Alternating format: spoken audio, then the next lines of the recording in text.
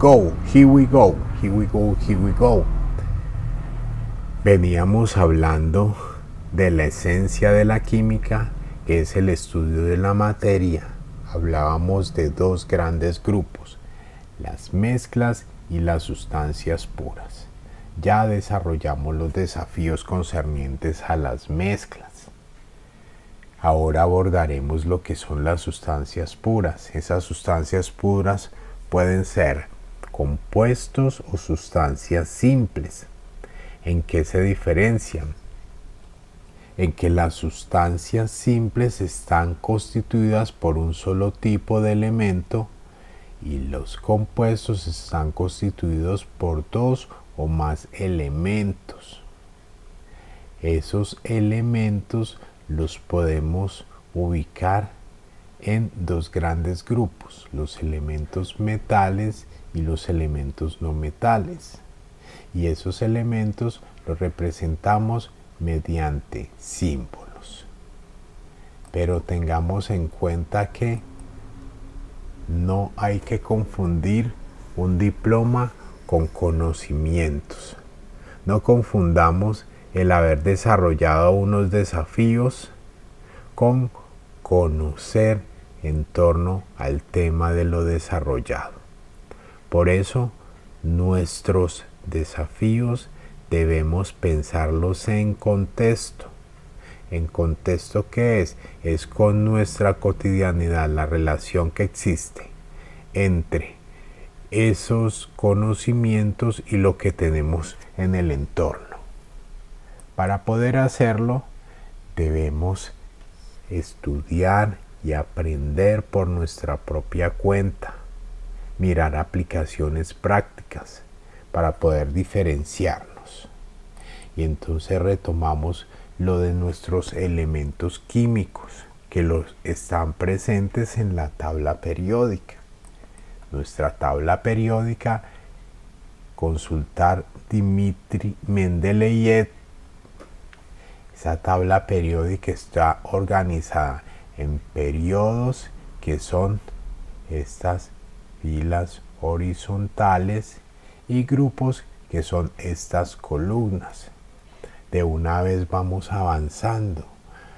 De estos elementos que están presentes en la tabla periódica, los más característicos de los compuestos orgánicos son el carbono, el hidrógeno, el oxígeno, el nitrógeno y el azufre, para tenerlo en cuenta más adelante.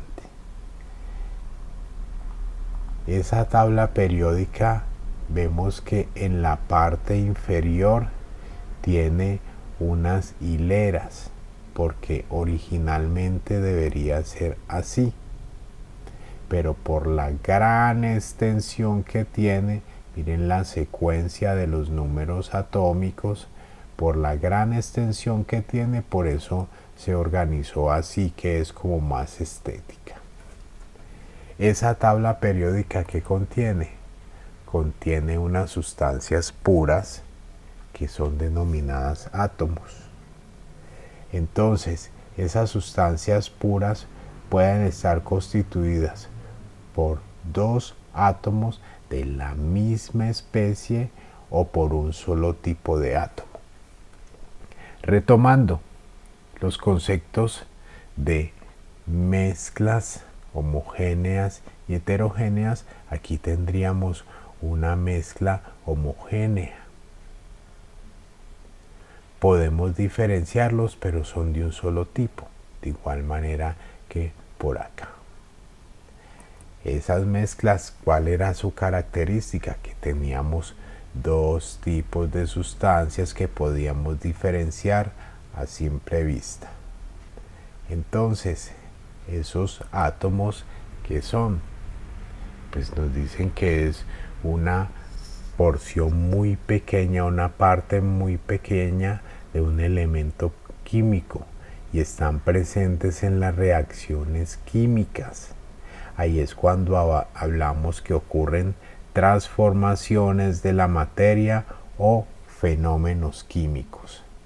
Esos átomos han sido estudiados a través de la historia desde los griegos hasta la actualidad, y entonces han sido representados a través de los diferentes modelos atómicos. Esos átomos están constituidos por partículas. Hay una gran cantidad de partículas subatómicas muy pequeñas y nosotros nos centramos en los protones, neutrones y los electrones de ese átomo. Entonces decimos que el núcleo está constituido por los protones y los neutrones. Y por fuera de ese núcleo tenemos unos niveles de energía y ahí es donde se encuentran alojados los electrones. Esos niveles son unos internos y otro externo.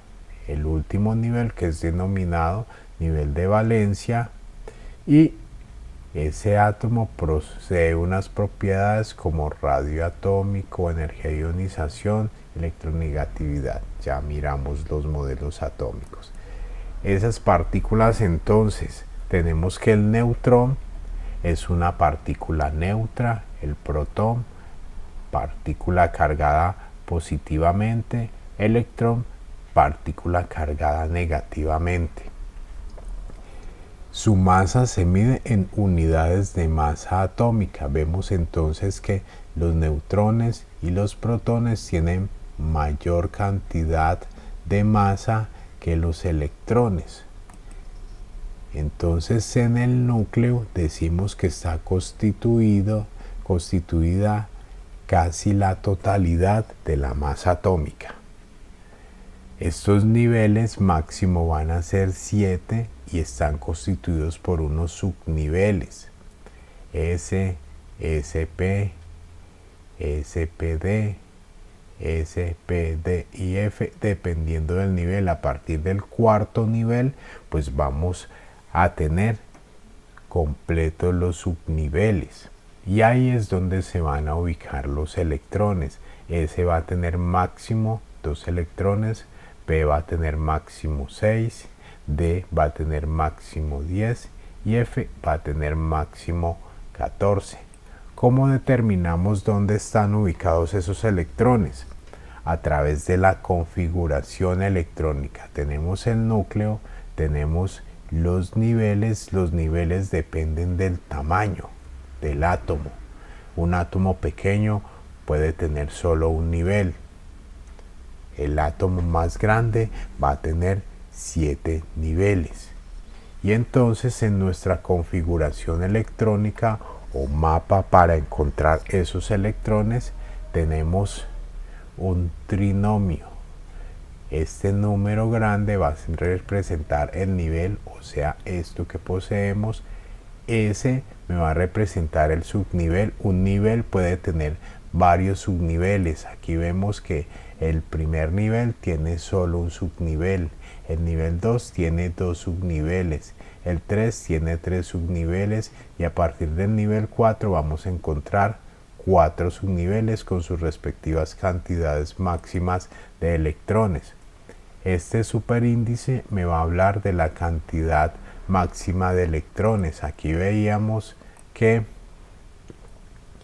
y entonces veíamos por acá que cada uno de estos subniveles pues poseía una cantidad máxima de electrones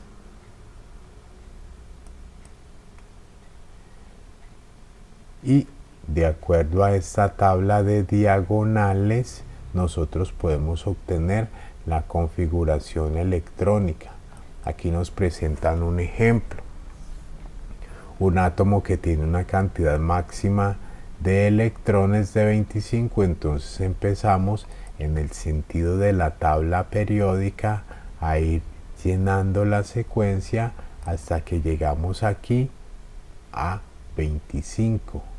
Miren bien que D puede albergar una cantidad máxima de 10 electrones, pero como necesitamos llegar únicamente a 25, aquí pusimos solo 5. no se pueden poner más. Por ejemplo, S puede tener máximo 2 electrones. Yo no puedo poner 3 en S.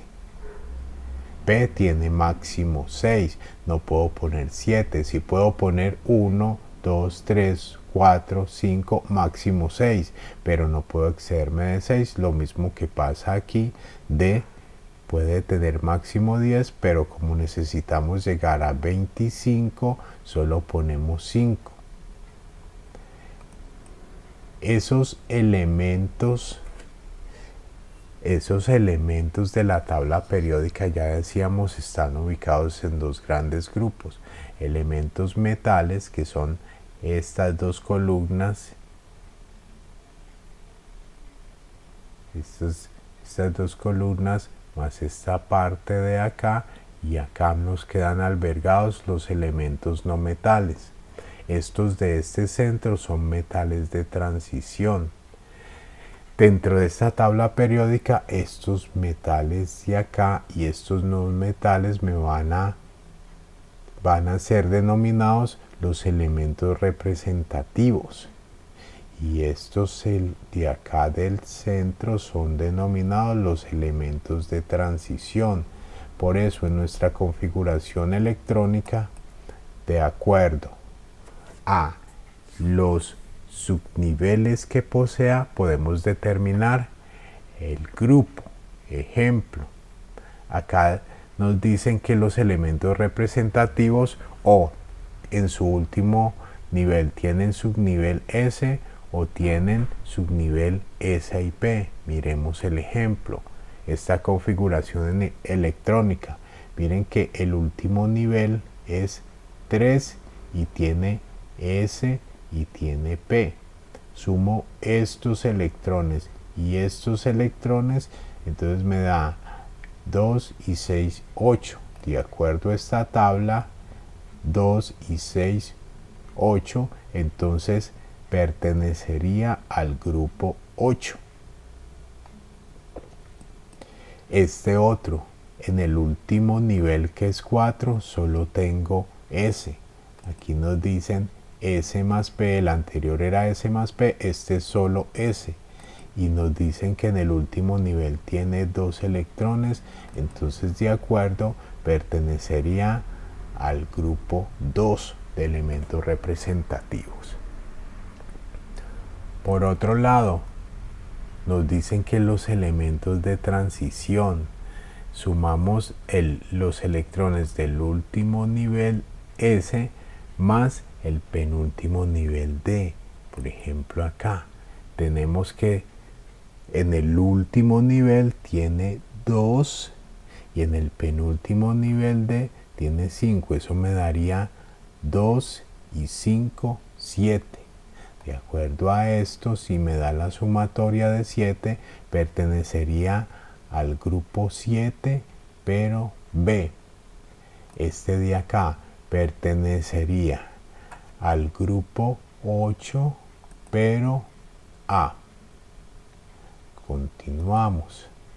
Entonces, de acuerdo a nuestra configuración electrónica, en la tabla periódica vamos a tener los grupos organizados de acuerdo a los subniveles. Entonces estos van a terminar siempre subnivel S, estos van a tener P y estos van a tener D. Estos de acá vamos a tener solo periodo, que van a ser 6 o 7. Los grupos o familias dentro de esa tabla periódica, entonces tenemos aquí metales alcalinos, metales alcalinotérreos, halógenos, gases nobles, lantánidos, actínidos en esta parte inferior, metales de invención, elementos de transición, que son estos de este centro, los metaloides, que son intermedios entre metales y no metales, y entonces vamos a tener en el gran bloque, estos resaltados, vamos a tener, como decíamos antes, estos que están rayados van a ser elementos representativos. Ya adentrándonos en la tabla periódica, mirando los diferentes símbolos, entonces dentro de la tabla periódica tenemos los símbolos y algunas características o propiedades de esos elementos. Entonces, ¿cómo se representan? Se representan así. Lo podemos encontrar de esta manera en la tabla periódica. ¿Y qué me está representando todo este? Este X me representaría el símbolo del elemento. Esta parte superior me va a representar la masa atómica. Ya decíamos que la masa atómica está representada por este centro. Es la sumatoria de los protones más los neutrones.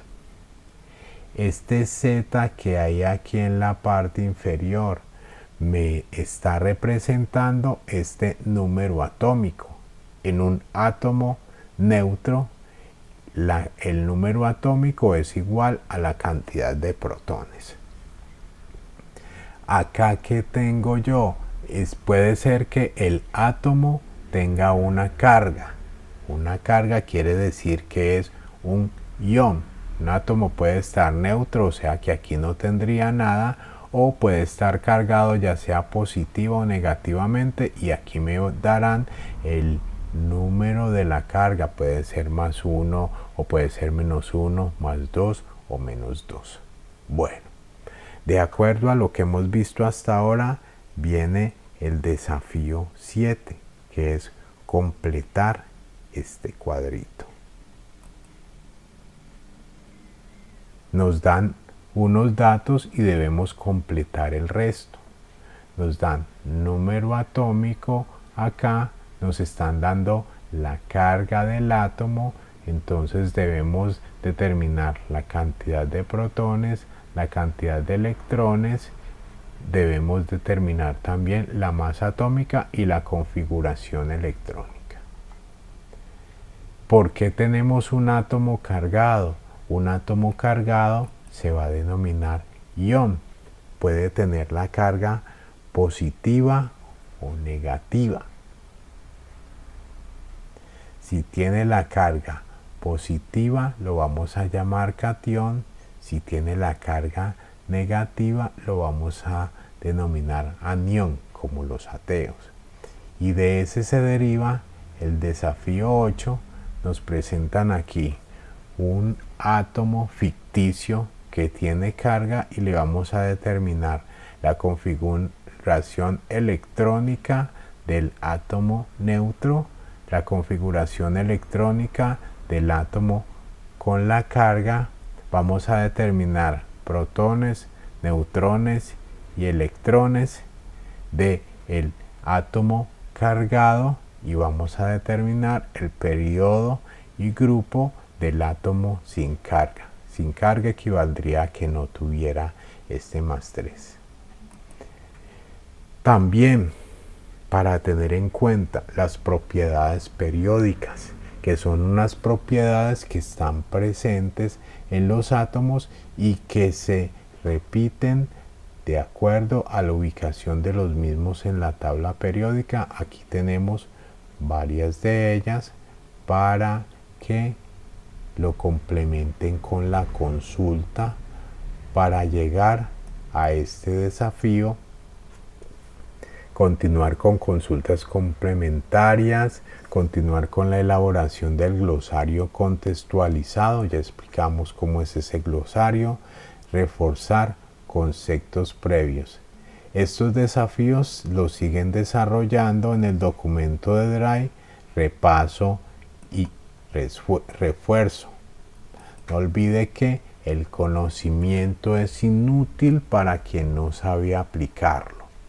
Complementario a esto, les invito a que consulten en esta página que hay unos ejercicios interactivos donde usted puede practicar algo de lo que estamos viendo hasta ahora.